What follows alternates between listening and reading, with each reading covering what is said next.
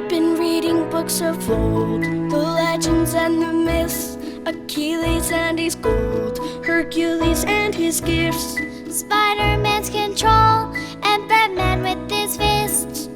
And clearly I don't see myself upon that list. So she said, where'd you wanna go? How much you wanna risk? I'm not looking for somebody with some superhuman gifts, some superhero, some fairy tale bliss.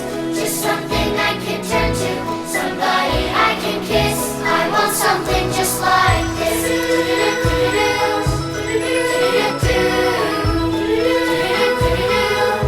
I've been reading books of old, the legends and the myths, the testaments they told, the moon and its eclipse.